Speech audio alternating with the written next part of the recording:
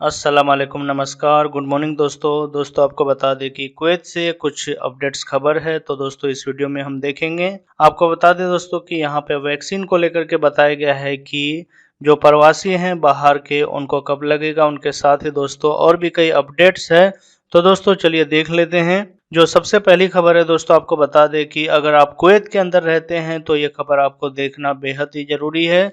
नहीं तो दोस्तों आपको 50 केडी से लेकर के 500 केडी तक के बीच जुर्माना भरना पड़ सकता है। आपको बता दें दोस्तों, जो यहाँ का पब्लिक अथॉरिटी है उन्होंने एक अभियान चलाया हुआ है, जिसके तहत बताया गया है कि कोई भी पब्लिक पैलेस, बस स्टॉप या फिर समुद्र तट के किनारे कहीं पर भी किसी तरह का भी पानी पीने के बाद अगर आप बोतल रोड पे छोड़ देते हैं या फिर फेंक देते हैं तो उनके ऊपर फाइन लगाया जाएगा। और साथ में बताया गया है किसी भी तरह का आप कचरा करते हैं, कोई चीज पब्लिक पैलेस पे छोड़ देते हैं, उनको लेकर के भी फाइन मार दिया जाएगा। और इस अभियान के तहत बताया कि जागरूकता अभियान रखते हुए स्थानों के महत्व के बारे में पोस्टर, स्वच्छ सुविधाओं और पर्यावरण नियमों के उल्लंघन पर एक कार्रवाई है, जो कि कोई भी इस उल्लंघन के खिलाफ चलेगा उनके ऊपर कार्रवाई किया जाएगा।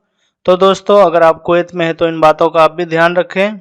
उसके बाद दोस्तों कुवैत से अगली खबर आपको बता दें कि कुवैत के अंदर टिड्डियों को देखा गया है। जी हाँ दोस्तों, बताया जाता है कि ये टिड्डियां खासतौर से कुवैत का उत्तरी और दक्षिणी क्षेत्रों में रेगिस्तान जो कृषि क्षेत्र है खासतौर से वफरा एरिया में देखा गया है।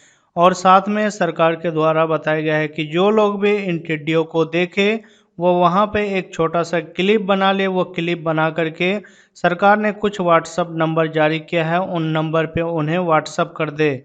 और साथ में नागरिकों से अनुरोध किया गया है कि ये टिड्डियाँ खासतौर से कोविड-19 को बढ़ावा देता है और इनसे दूर रहें, का इस्तेमाल जरूर करें। उसके बाद दोस्तों कुवैत से जो अगली खबर है आपको बता दें कि मौसमी इन्फ्लुएंजा टीका को लेकर के है। बताया गया है कि कुवैत के अंदर ठंड के साथ में जो कोविड-19 बीमारी है उसका भी खतरा ज़्यादा है, इसीलिए कुवैत के अंदर इस महीने का अंत तक कोविड-19 और इन्फ्लुएंजा का टीका अवेलेबल आ जाएगा।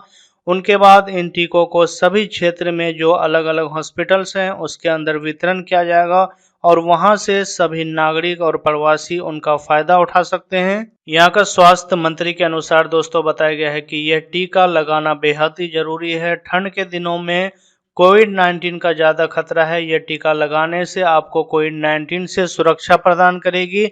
और साथ में दोस्तों कहा गया है कि यह टीका लगाने के लिए आपको ऑनलाइन अपॉइंटमेंट लेना पड़ेगा, यानी कि इन्फ्लुएंजा टीका के लिए आपको ऑनलाइन पहले ही बुकिंग करना होगा। साथ में बताया है कि सभी हॉस्पिटल के अंदर एक दिन में 5,000 खुराकें लोगों को दी जाएगी।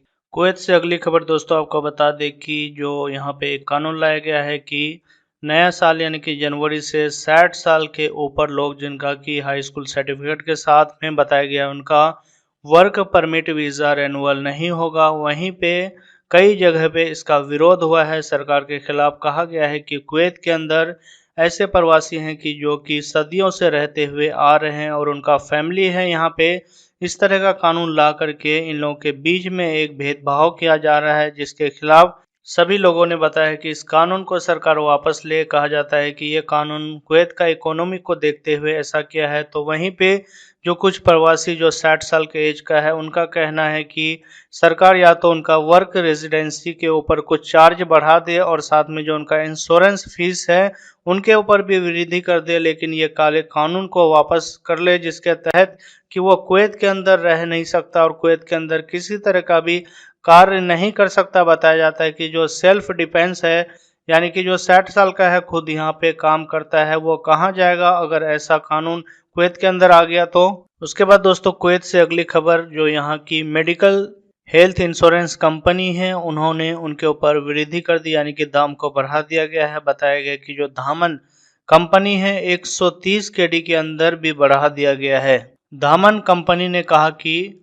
वीजा नंबर 18 के तहत निजी क्षेत्र में काम करने वाले 2 मिलियन निवासियों के लिए नया अनिवार्य स्वास्थ्य बीमा बनेगा। और साथ में बताया कि स्वास्थ्य बीमा सरकारी क्षेत्र के श्रमिकों और घरेलू श्रमिकों के लिए भी स्वास्थ्य सेवा शुल्क को कवर करने के लिए रहेगा। कंपनी ने कुवैत में वर्तमान में लागू स्वास्थ्य बीमा प्रणाली को विकसित करने के लिए काम किया है, जो स्वास्थ्य देखभाल की लागत से स्वास्थ्य बीमा को अलग करने में आधारित है, क्योंकि वर्तमान में निवासी वार्षिक स्वास्थ्य बीमा शुल्क का भुगतान करता है और बदले में अन्य शुल्क भी अदा करता है। वहीं पे दोस्तों बताया गया कि जो नई सेवाएं हैं उनके तहत उपचार और चिकित्सा नए धमन पैकेज में विभिन्न वार्षिक बीमा शुल्क शामिल है। उदाहरण के लिए बताया गया कि जो चिकित्सा के विभाग में है, एक्सरे, प्रयोगशाला परीक्षण, आउट पेशेंट क्लिनिक, उपचार संचालन, अस्पताल में भर्ती और अन्य सेवाओं के खर्च तक सीमित है। उन्होंने कहा कि नए अनिवार्य स्वास्थ्य बीमा की लागत 130 KD होगा, जिसे कि कानून के अनुसार पास किया गया है।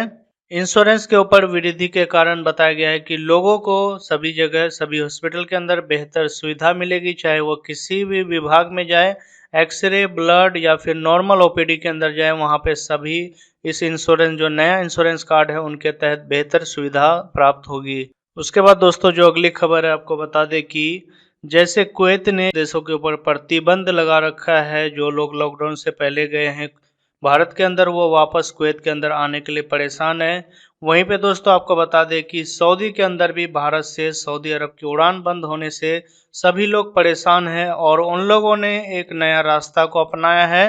बताया जाता है कि सऊदी कोरोना महामारी की वजह से भारत ने सभी इंटरनेशनल उड़ानों पर प्रतिबंध लगा रखा है और कोरोना महामारी के दौरान दूसरे देशों में खासतौर से सऊदी अरबिया में काम करने वाले लाखों प्रवासी कामगारों को देश में वंदे भारत मिशन के तहत वापस लाया गया था। सऊदी से इस मिशन के तहत लाखों कामगारों को वापस ला करके सभी बेरोजगार हैं, लेकिन अब काफ़ी समय से काम नहीं है, जिसके कारण सभी कामगार सऊदी वापस जाना चाहते हैं, लेकिन इंटरनेशनल उड़ानों के बंद होने की वजह से वो लोग वहीं पे फंसे हैं।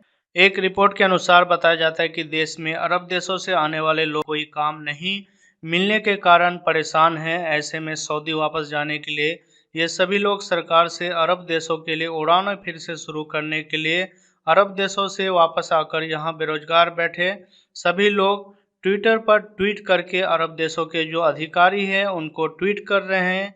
फिलहाल उम्मीद बताया जाता है कि सरकार इस ओर ध्यान देते हुए जल्द ही सऊदी उड़ानों को भी बहाल करेगा।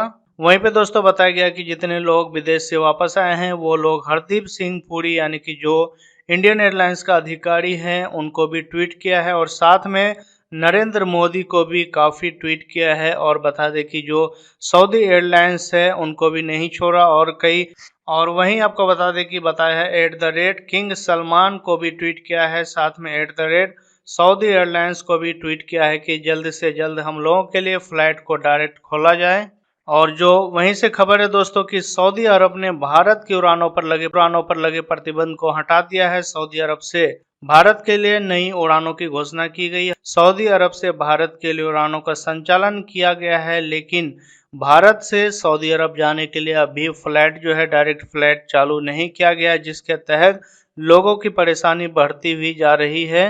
उसके बाद दोस्तों जो अगली खबर है आपको बता दें कि कुवैत के अंदर बांग्लादेशी दूतावास यानी कि एम्बेसी उनके ऊपर जो है अराजकता देखा गया है।